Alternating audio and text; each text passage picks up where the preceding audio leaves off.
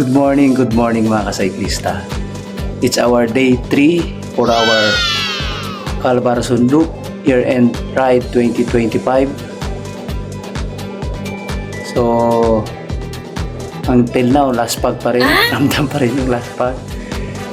So, kakayanin natin to. So, andito tayo nagstay sa Takadang Beach Resort. So, sana'y naka-recover naman, pero iba talaga pag nasa bahay ka natutulog. So sana igabayan tayo ni Lord, bigyan tayo ng magandang condition sa pangangatawan para matapos natin yung challenge na to. So ride safe sa may mga ongoing na biyahe pa ngayon, saka gabayan kayo ni Lord na makarating sa kanya-kanyang mga tahanan saka pamilya. Let's go! Woo!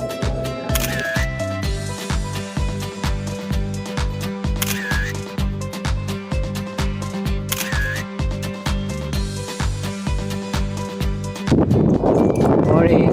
Good morning! Dito lang sa ating biyahe. Ride out tayo kanina, no? 4:30. So, dito tayo yun sa area na lubog pa rin po. Malapit tayo sa mga factory ni JJ sa amin. Kaya maliwanag. Let's go. Kung kagandahan lang dito ngayon, an improvement yung kitid ng dagat. Flooring construction yung anti-storm surge. So nilagyan nila ng konkreto. Dito pa malapit sa may JJ sa amin. Basta na ongoing. Ganda.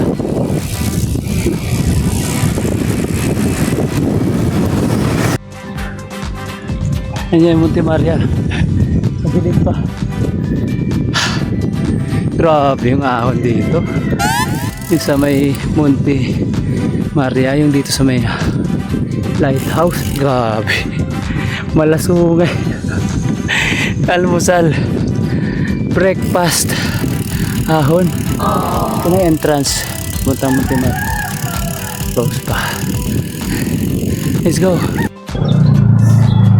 Good morning mga kasyklista. Update lang sa ating biyahe. So as of 6:58 AM December 30, 2020, dito na tayo sa Bawan, Batangas. So update as sa 482.3 kilometers sa 26.5 hours yung moving time. So palaban tayo sa Lubo going to Batangas City. Kahit madilim, pinanata natin para lang Nice! makapondo na kagad. Almost 40 kilometers hanggang Batangas City. So mamaya lang, hanap muna tayo ng makakainan. Let's go!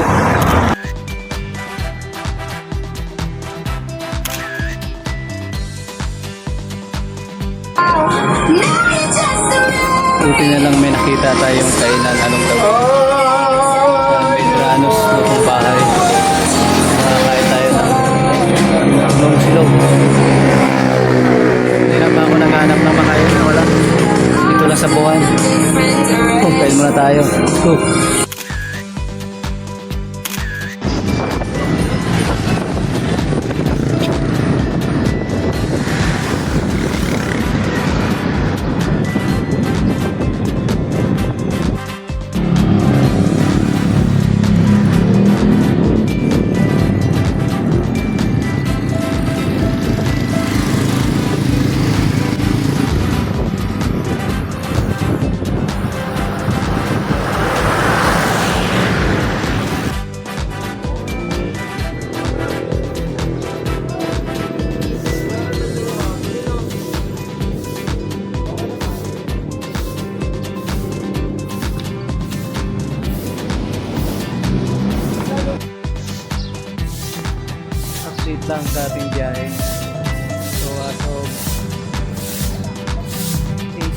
Dito na tayo sa Basilican Itaal, likod natin.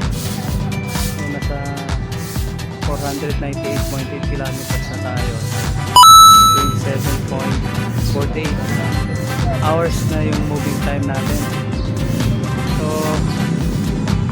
grabe, napalaban kanina, madilim pa sa Lubo hanggang Batangas City. Pero thanks God kasi natapos natin, nakayanan. Ito na naman, way natin papuntang Cagayan Tunnel, yung pinaka-challenging ito na. So tabayanan nyo ako sa aking biyahe. Let's go.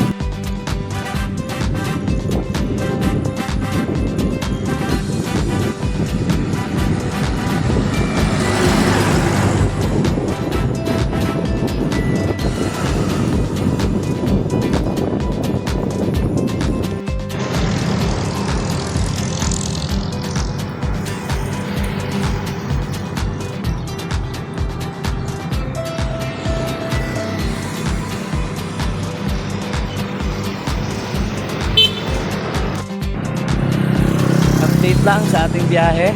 So as of 10:23, dito na tayo sa Calatagan, Batangas.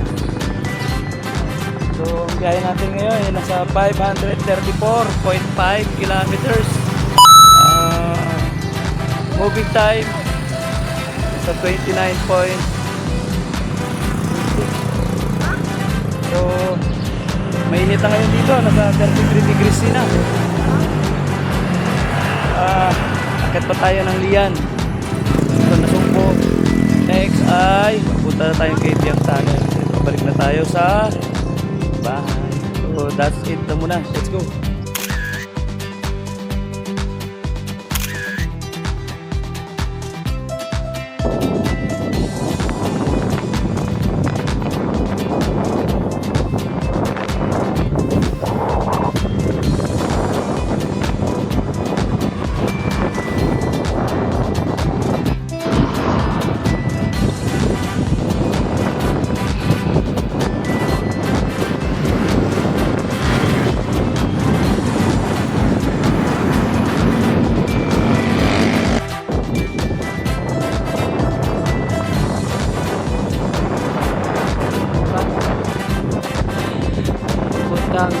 Kawayan ko.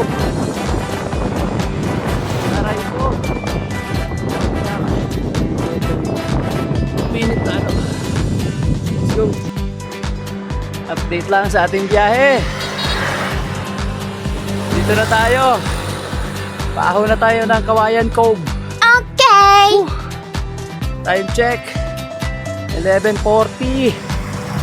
Mainit sa 35 degrees C. Sana kumulimlim.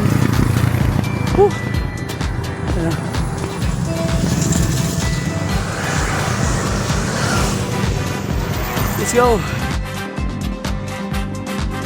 Ayan na, patag. Patagili. Yan yung ahon pa. Kawayan Cove. Time check nasa 11:47 AM. Nasa 35 degrees C. Init. Blue na blue yung panahon, no?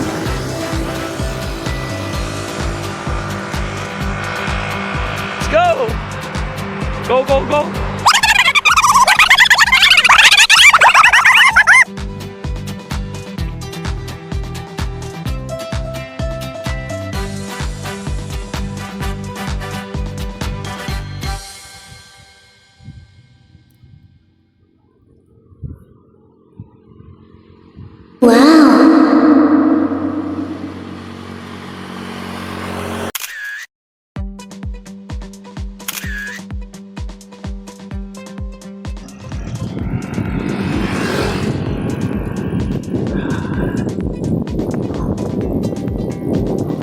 Nice!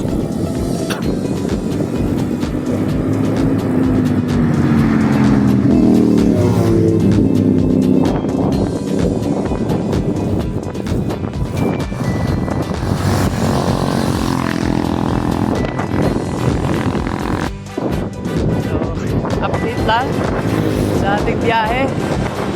So dito na tayo sa baba.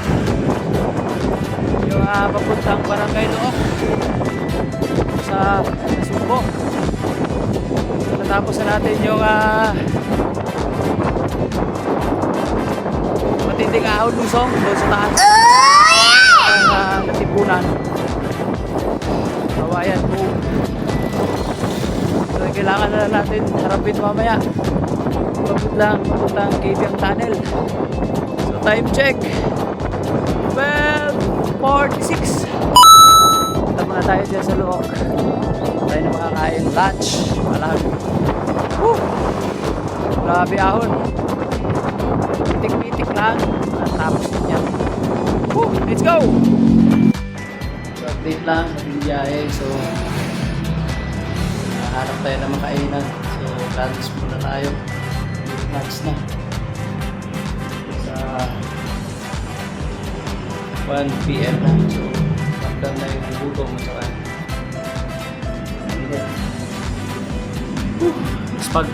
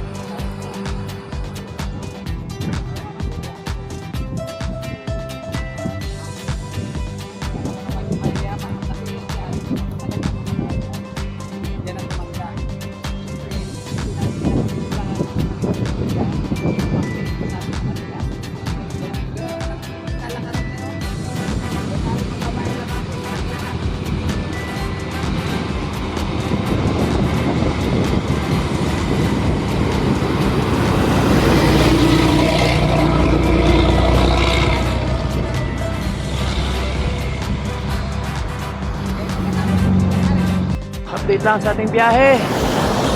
So sa Lukuyan umaahon tayo ng Kabyang Tunnel. So kanina pa to, haba.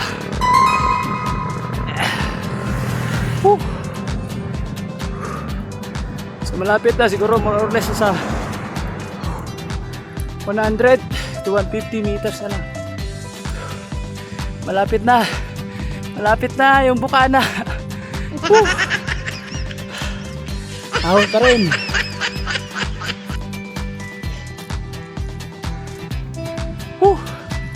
Ahon pa more. Let's go. Dito na tayo sa Kabyang Tunnel.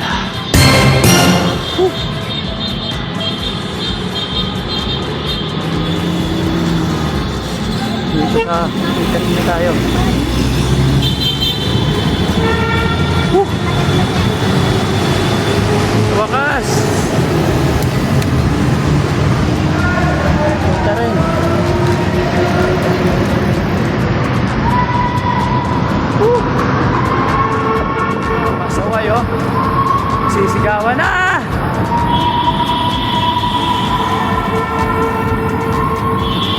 San Belen. Pero ang lamig. Woo!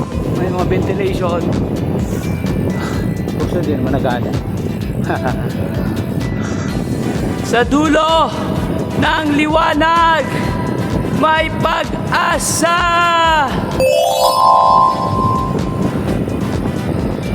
Let's go!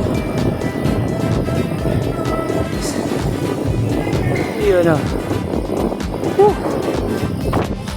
Wala. Kunti na lang. Kunti na lang matapos na natin yung kalabasan ko. Ayan na, ang dami na picture dito.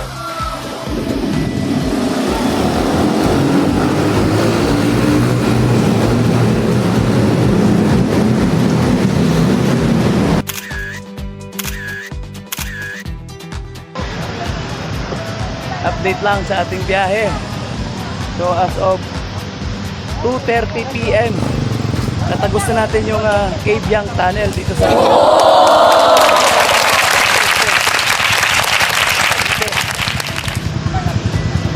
Batangas. So parang boundary na rin ito. So as of 2:30, nasa 582 kilometers na tayo. Nasa 32.41 hours yung biyahe natin. So unti na lang, close na natin yung Calabarzon Loop. Grabe ang ahon. Pagtsagaan din. Meron pa after nito. So lang talaga. Bye-bye. Okay, let's go. Ayan o. Patag o. Patag gilid. Kay Sabong Bridge. So nag-i-stay yung mga 4 wheels kasi lumalabas yung mga otits natin dito ngayon. Nagpapa-video, pagpipicture. Ayan o, tumatawid na o.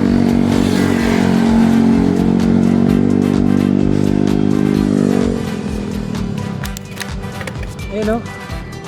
Bibi!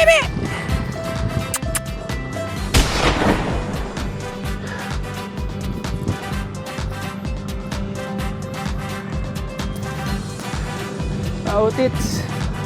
Ayan, pinapakain nila.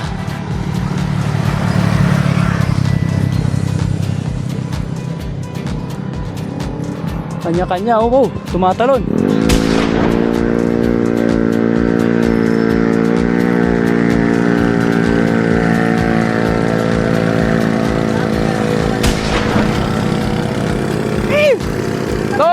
Tol! Ayaw, di ma!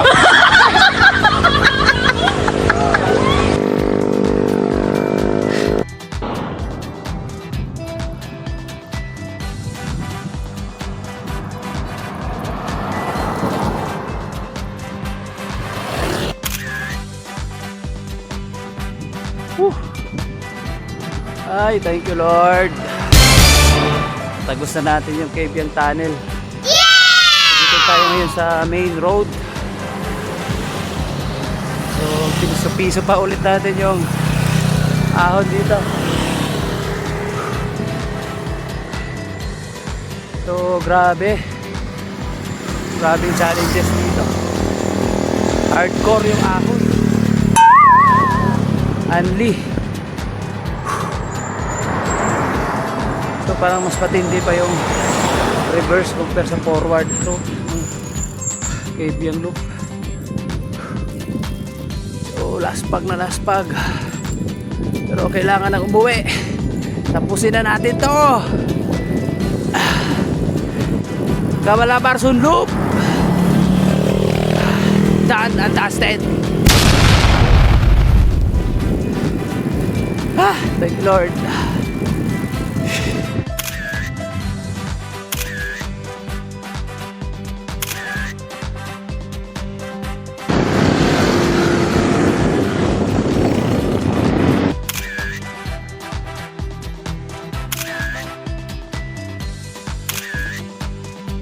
Good evening mga kasyklista.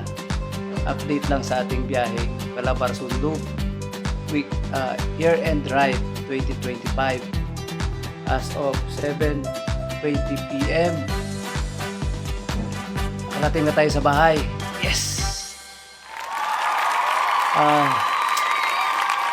Grabe yung biyahe nito. Lalo na solo ride lang. Ang hirap. Update lang sa biyahe natin, nasa 650.6 kilometers. Moving times nasa 36.56 hours. So, grabing biyahe na to. So, nagpapasalamat ako kay Lord na hindi niya ako pinabayaan. Protection niya ako, lalo na yung sa aking biyaheng matindi, yung sa area ng Lubo. Walang aberya, nakauwi sa bahay ng safe. Maraming salamat sa mga nagsubaybay. Thank you! Sa aking biyahe. Sana'y suportahan nyo yung mini vlog ko, yung Cyclist Tanggala. Please like and share and subscribe. ありがとう。 Ride safe sa mga year-end ride. Congratulations sa lahat. Yes!